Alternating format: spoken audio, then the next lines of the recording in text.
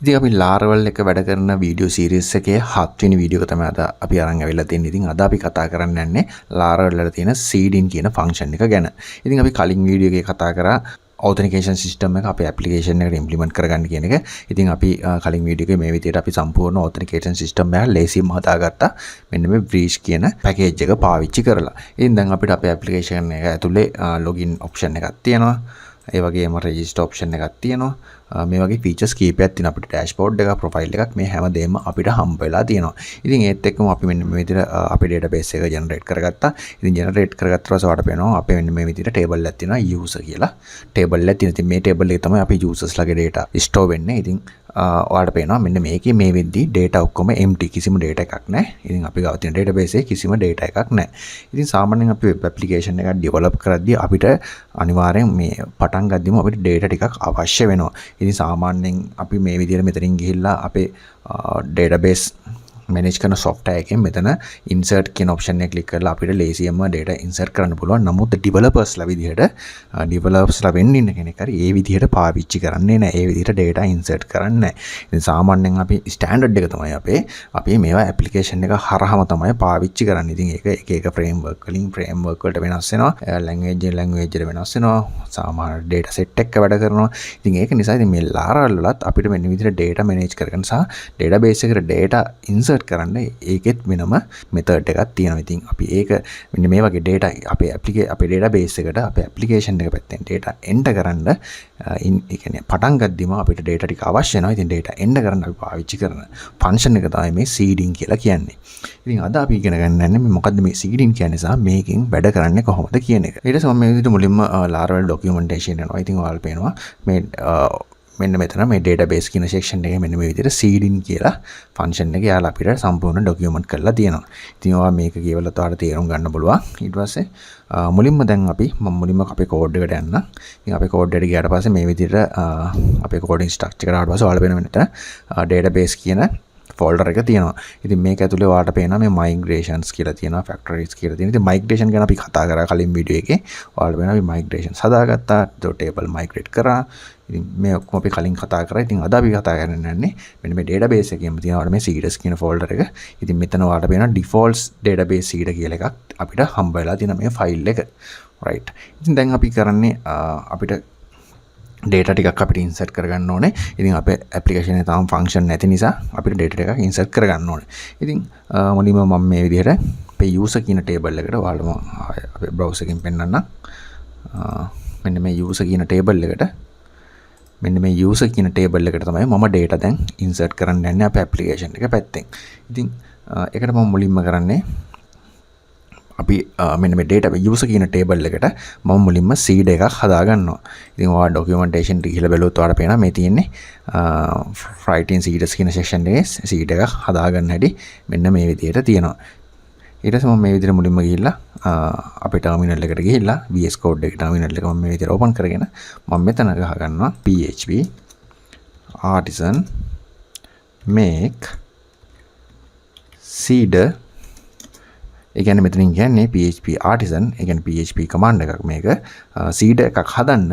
ඒකේ නම තමයි user table seed කියලා මම මේ විදිහට නමක් දෙනවා. right. ඒතර මෙතන කියනවා ඒතර අපි මේ හදන seed එකේ නම තමයි මෙන්න මේ user table seed කියන එක. ඊට පස්සේ මම මේක මෙන්න මේ විදිහටම enter කරගන්නවා. enter කරගත්තට ඔයාලට පේනවා මෙන්න මෙතන seed කියලා file එකක් create වෙලා තියෙනවා. ඊට පස්සේ අපිට මෙන්න මේ විදිහට path එකත් අපිට බලා ගන්න වෙනවා. ඉතින් මේක එන්නේ අපි මේ විදිහට අපේ database කියන folder එකට ගියාට පස්සේ ඔයාලට පේනවා මෙන්න මේ seeders කියලා මෙන්න මේ seeders කියන folder එක ඇතුලේ ඔයාලට මේ user table seed කියන එක බලා ගන්න හම්බ වෙනවා. right.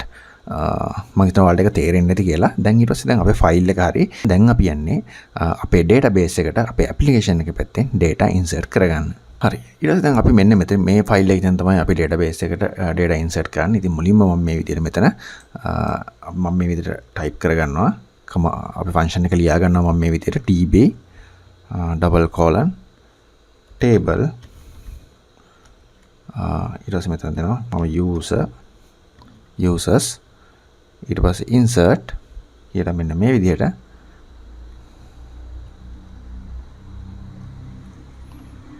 මම අපේ ෆන්ක්ෂන් එක ලියා ගන්නවා.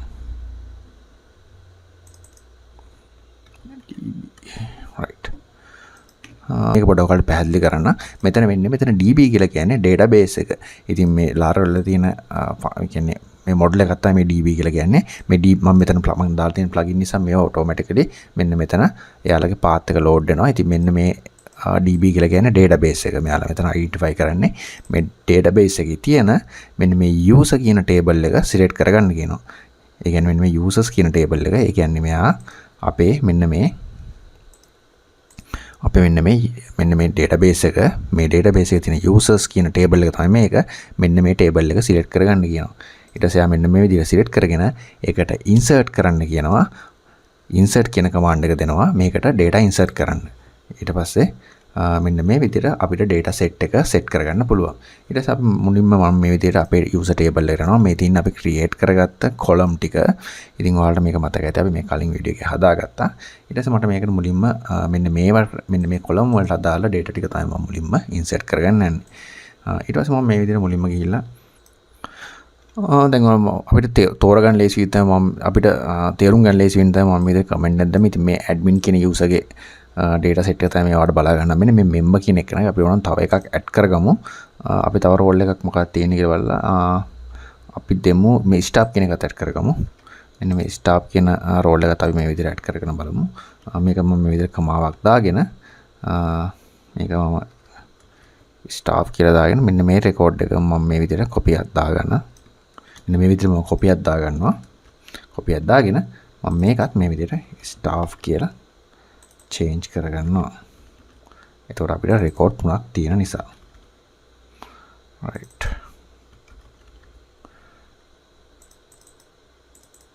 role එක staff.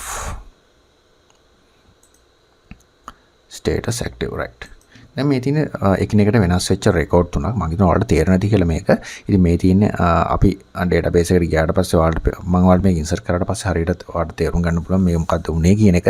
ඉතින් ඔයාලට තියෙන්නේ මේ එකිනෙකට වෙනස් වෙච්ච රෙකෝඩ් තුනක්. ඉතින් මේ තියෙන පළවෙනි column එක, පළවෙනි රෙකෝඩ් එක, මේ admin කියන එකනාගේ රෙකෝඩ් එක, මේ තියෙන member කියන එකනාගේ රෙකෝඩ් එක, මේ තියෙන staff කියන එකනාගේ රෙකෝඩ් එක.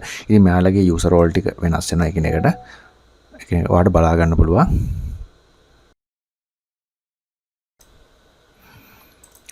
ඉතින් ඔයාලට පේනවා මෙන්න මේ විදිහට මම db table user insert කියලා මේ විදිහට මම ෆයිල් එක හදාගත්තා.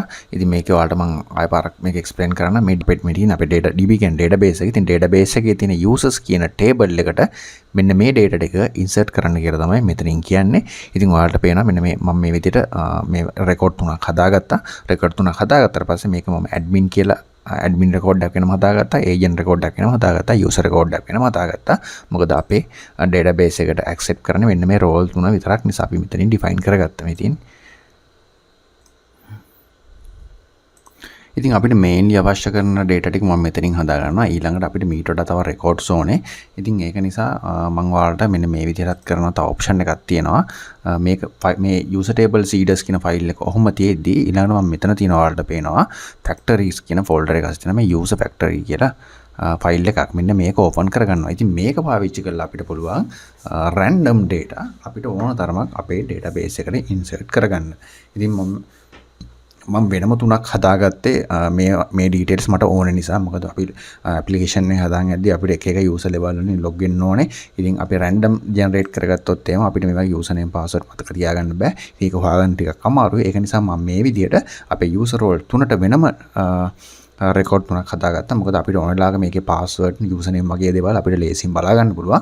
සහ අනිත් testing වලට මම මෙතන මේ විදිහට random ටිකක් මම select කරගන්නවා. ඉතින් random ඉතින් අපිට පුළුවන් මේක ඕන තරමක් record random ඒ කියන්නේ fake data randomly fake data insert කරගන්න. ඉතින් මේකට මම මුලින්ම කරන්නේ මෙන්න මේ විදිහට ඔයාලට පේනවා මෙන්න මේ name email verification password remember token. එතකොට ඔයාලට පේනවා මෙන්න මේවා ටික මෙයා හදලා දීලා තියෙනවා. ඉතින් අපි table එකේ ගත්තත් මෙන්න මේ ටික තියෙනවා. ඉතින් අපි නැති ටික මෙන්න මේ විදිහට නැවත මෙතනින් අපි add කරගන්න ඕනේ. ඉතින් ඒකට මම මුලින්ම මේ විදිහට කරන්නේ. දැන් කියලා මුලින්ම මම මේක පොඩි කොපි එකක් දාගත්තොත් මට ලේසි. නැත්තම් අපි බලමු මෙතන නැත්තේ මොනවද කියලා. මෙන්න මේ ගිහිල්ලා අපිට මේකේ තියෙනවා name එක email verification එක password එක. name එක email verification එක password එක username එකක් තියෙනවද remember token එක right මම මේ විදිහට අපිට ලැබිලා නැති කොලම් ටිකට මම මේ විදිහට මෙතනින් මම අපේ ෆැක්ටරිස් වලට මම සෙට් කරගන්නවා. අපිට හම්බෙලා නැත්තේ මෙතන බලමු. රිමෙම්බර් ටෝකන් එකෙන් පස්සේ අපිට ඕනේ ෆෝන් නම්බර් එක. නම්බර් මෙන්න මේ විදිහට මම දෙනවා. fake phone number ඊළඟට අපිට ඕනේ මේක තිබ්බ ඇඩ්‍රස් කියලා එකක්. ඇඩ්‍රස් fake ඇඩ්‍රස් කියලා මම දෙනවා මෙතන. ඊළඟට තිබ්බා fake දීලා random element කියලා random විදියට මේ admin agent user මම මාරුවට randomly මේකට දෙන්න කියලා මේ විදියට මම දෙනවා. ඊළඟට අපිට ඕනේ වෙන්නේ remember token එක හරි element will be rather than random element will be created as the admin. ඊළඟට අපිට ඕන වෙනවා status එක.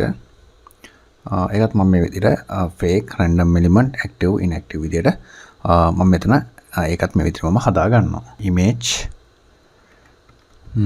ඒකට දෙන්න ඕනේ URL කියලා. image URL ඊට පස්සේ මෙන්න මේ විදිහට 60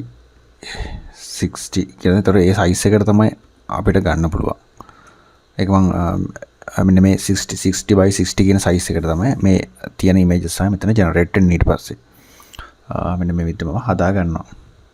මෙතන ඊට පස්සේ මම මේක save කරගෙන ඊළඟට මම යනවා අපේ seeders වලට ගිහිල්ලා මේ තියෙන අපේ database seed එක user table seed එක. ඉතින් අපි ඔයාලට මේක අපි හදාගත්තා. ඊළඟට main seed එකට නම් මේ database seed කියන එකට මේක තමයි අපේ default seed එක.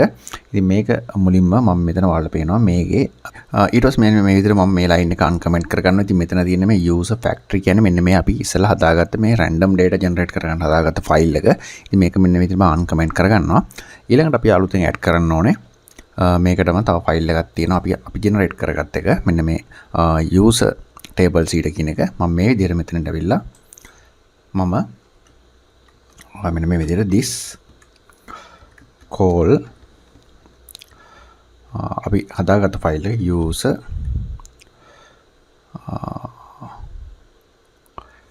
table seed කියන ෆයිල් එක මම මෙතනින් මේ විදිහට මම call කරගන්නවා. right. ඉතින් මෙතන කියන්නේ මෙන්න මේ ෆයිල් එක මේ user table seed කියන ෆයිල් එක තමයි මෙතනින් මේ call කරලා තියෙන්නේ. right.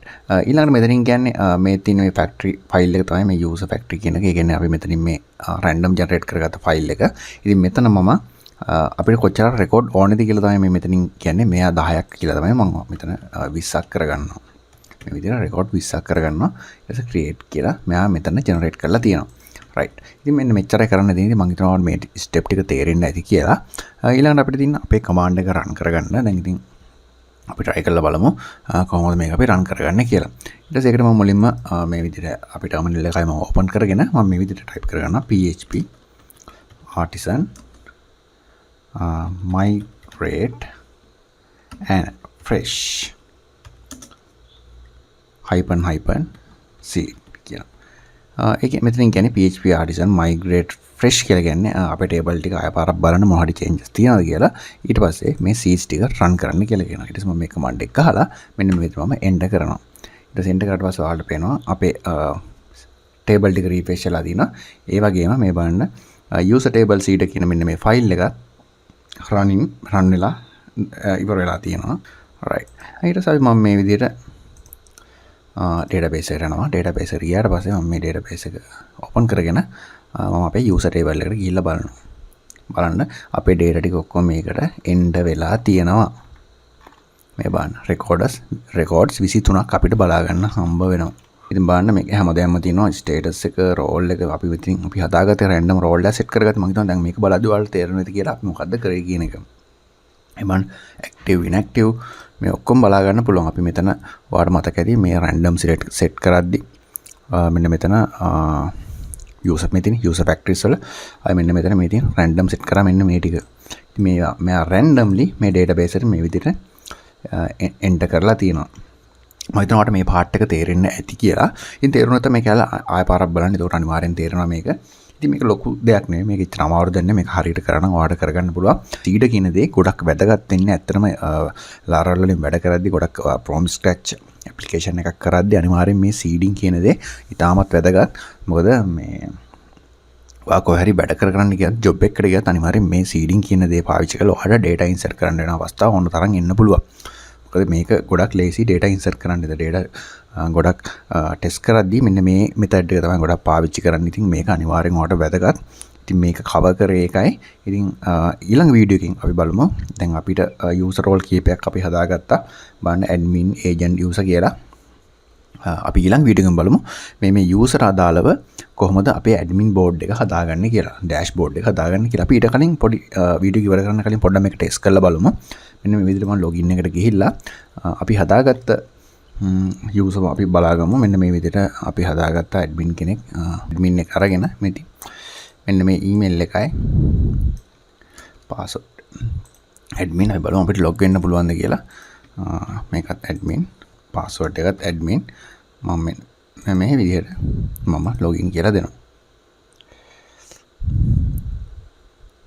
බලන්න අපිට log වෙන්න පුළුවන්. දැක්ක නේද? කිසිම ප්‍රශ්නයක් නැහැ අපිට log වෙන්න පුළුවන්. ඉතින් අපි මේ automated data enter කරා කියලා නෑ. අපිට මෙන්න මේ විදිහට දැන් function කරගන්න පුළුවන්. අපේ site එක ලේසියම අපිට මේ user account ඔක්කොම try කරලා බලන්න පුළුවන් ඕන්න log වෙන්න පුළුවන්ද කියලා. ඉතින් අද වීඩියෝ එකෙන් ඔච්චරයි. ඉතින් මේක අනිවාර්යයෙන්ම practice කරන්න. අපි ඊළඟ වීඩියෝ එකෙන් බලමු කොහොමද අපිට එකිනෙකාට වෙනස් වෙච්ච දැන් අපිට role කීපයක් තියෙනවා.